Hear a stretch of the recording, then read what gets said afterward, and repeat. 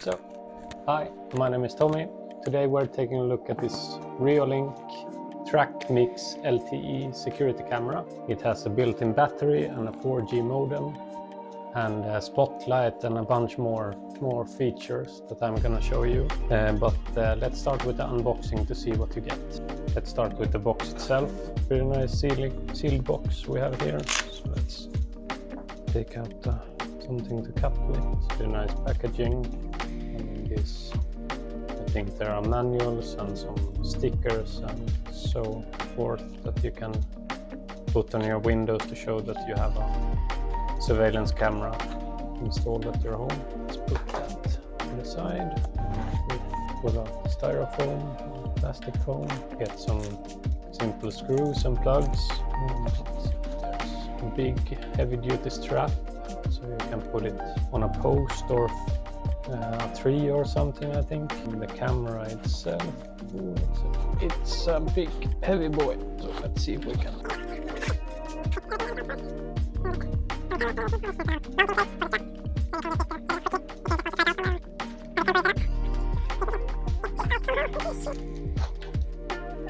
just need to get the right angle. There's a USB-C cable, some more screws to put on the back plate, I believe. And the camera itself, it's a really, let's call it sturdy camera, and that's all the QR codes and so on that you need to connect to your app with, and the serial numbers, and the camera itself, protecting lens. And it has these double lenses. I think one is for zooming in and one is for the wide angle. And then you have the spotlight and the antenna, so you get a good signal with the SIM card. And here's the cable itself that has this weatherproof plug, so you don't get any water inside when you have the solar panel connected with the USB-C cable that is to the solar panel itself. So let's see. It's a bit hard to show it here on camera. I think it needs to be mounted somewhere to really be able to show it off, that I will do next. It's a good secure packaging at least, so it's not going anywhere inside there. Let's see if we can see where we're supposed to connect the SIM card, but I'm guessing it's behind this plate here maybe. I'll have to check the manual to be sure, but it does feel like really good quality. This is metal and plastic, and sides here are plastic, but heavy duty quality. And here's the underside of the camera is the plate for the micro SD card that you can plug in, so you can store the video on, or the SD card, so you don't lose any footage.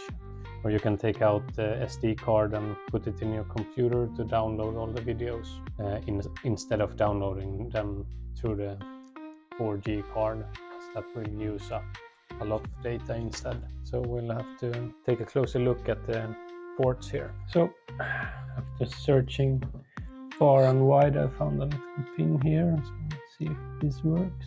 So, and something like that.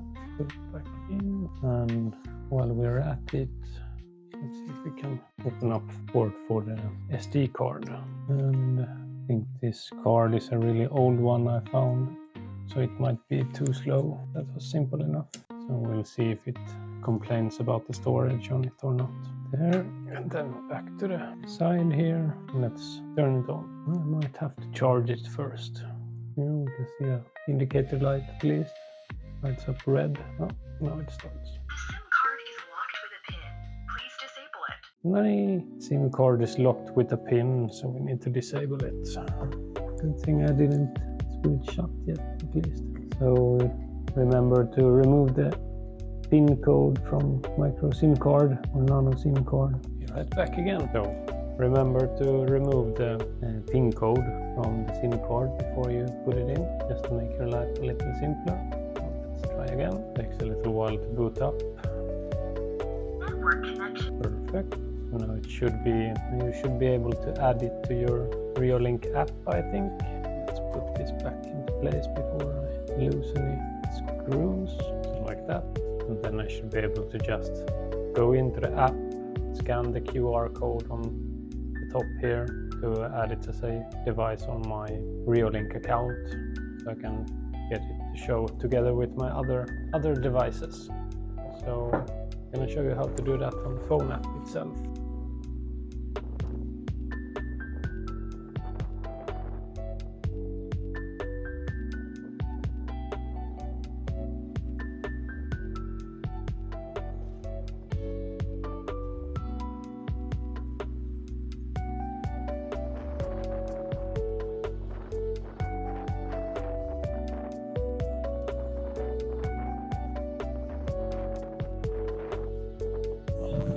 So let's take a quick look at the app here. Reolink app is really simple to use. You can easily just add a new device by scanning the QR code that you can see on the camera itself. And you just add a password and it's added to your account. So as long as the camera has internet, it should work. This is the main screen you get with the Reolink Trackmix LTE. You have the two different views. You have the little bit zoomed in mode, and then so you see the one that's zoomed in, then the one that is more wide angle. So it keeps tracking me even far away, and with the zoom you can still see the details even far away from the camera pretty easily. And you can change the mode, so you can just look at one of the cameras or both. And in the buttons here you can photos and start video, choose the quality that stream. Might not want to use all your data. And here at the PTZ, manually tilt the camera joystick here. You can set the monitor point, and you can set the preset points to go to the left and right, and you can just keep adding more points you want to have quick. If you want to take a quick look at a specific point, you can do that. So in the settings, we have the battery time here. I have had Trackmix LTE connected without the solar panel for over 3 weeks before the battery ran out, almost 4 weeks, and it was in front of my garage, so I only set 2 times a day, but then it will last for a long time. But if it's in a place that has a lot of motion, then it will drain it faster. You need to have it connected with the solar panel at least to have it topped off during the day when the sun is out. The display settings, you can change a bunch of stuff, like flip the camera if you want to. You can change the stream quality here. You can change the flicker if the lights are flickering. Change if you want to have the black and white picture or the color, or have it on auto, so it changes automatically when it starts to get dark. And choose if you want to show the watermarks and dates and camera name. So choose to record the audio. Choose if you want to use the LED spotlight and infrareds if you want to have them turned off or on. And the spotlight, I usually use this night smart mode, so it notices when it's too dark, then it activates the LED spotlight when it tracks movement. And motion sensor, you can adjust the sensitivity, and all these detection alarms, you can choose if you want to have the auto tracking or not, and choose if you want to track people or vehicles or animals. So you can turn off if you have a cat or a dog. You can turn it off for animals, so if you don't want it to track them all the time. And you can adjust the tracking range on how far to the side it keeps tracking. So if you don't want it to go past a specific point, you can choose to do that. And you can also add a schedule to when it's tracking. So if you don't want it tracking during the day when there's a lot of movement, you can choose not to have it tracking then. And the same thing goes to recording. You can schedule when it starts to record and what time of day it's recording. And same thing for notifications. You can choose to when you want the notifications to be sent to you. So if you don't want notifications during the day when someone walks past, then you can do it like that. And there's also a siren. You can activate the alarm when it notices movement. You can share the camera, and you can create time lapses like on other cameras. You can choose to do a long time lapse capture of clouds or construction project you want or something like that. You can take a picture every few minutes and put it together for a video. And if you want to get email alerts, you can do that too.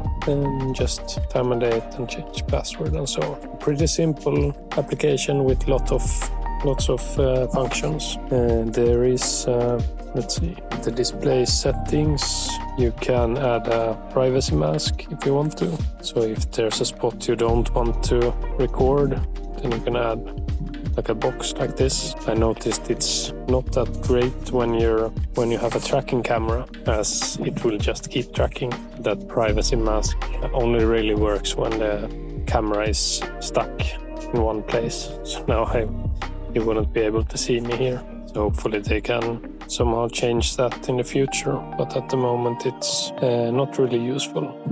Not at least when you have the tracking modes on. But if the camera is then you can book out your neighbor's house or something like that. So those are the things I thought I could show you. And in the playback you can see all the history of what it has been recording and download the files directly from here. You can see what has been going on, me putting up the camera and testing it. So, and you can activate the LED spotlight manually if you want to. During the day you can't really see it. Yeah. Thank you for watching, and do please leave a like and a comment, and follow me if you want to see drone videos or more reviews like this. I have a couple